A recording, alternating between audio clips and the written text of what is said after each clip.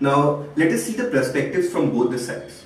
There has been a lot of protests happening in Tamil Nadu, in Chennai, in Bangalore, and all over India for sustaining this cultural heritage of ours and Tamil Nadu state as particular.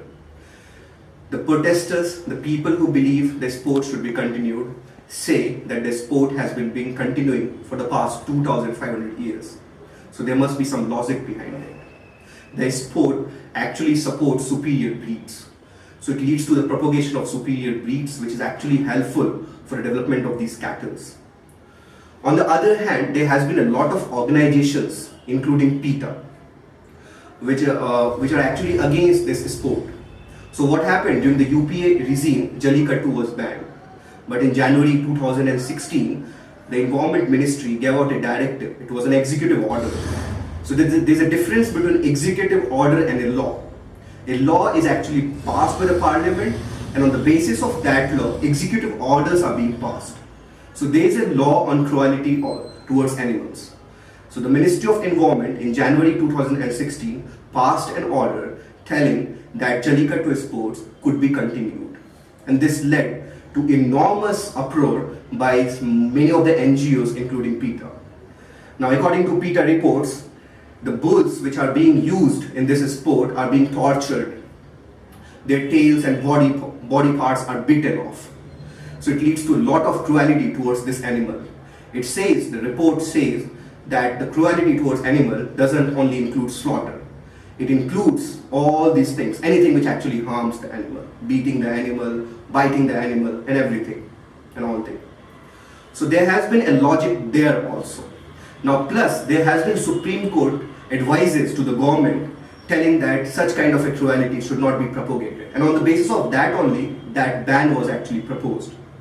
Now, if you see the other perspective, the protesters tell that there should not be a ban on Jallikattu, because Jallikattu is a sort of a scientific way to promote the superior breeds. So those bulls should be considered to be part of those trained animals which are being used for scientific purposes.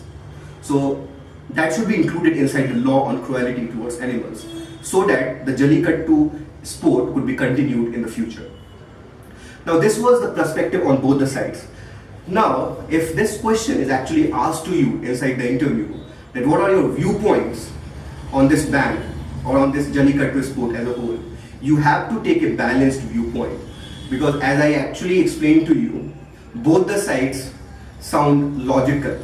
There has been a lot of allegations by the protesters that these NGOs, including PETA, are being funded by foreign agencies. And where were they when there was a ban on cow slaughter? Why didn't they support it? So there has been a lot of allegations from both the sides, and the logic, and there is some amount of logic on both the sides. So you have to take a balanced approach to it. You should talk about the advantages of that sport. At the same time, you should also talk about the disadvantages.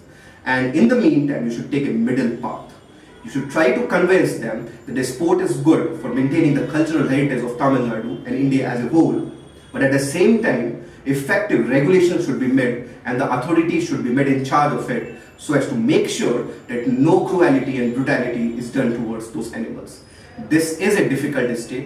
At the same time, the government should use its gram panchayats, its local level bodies, to make people educated about this thing, and to make sure that no cruelty is being done towards animals. It is very important to make sure that the benefits far outweigh the disadvantages, and then only this sport could be continued. Thank you. We shall be covering the next current affairs topic in the next video lecture. Thank you for now.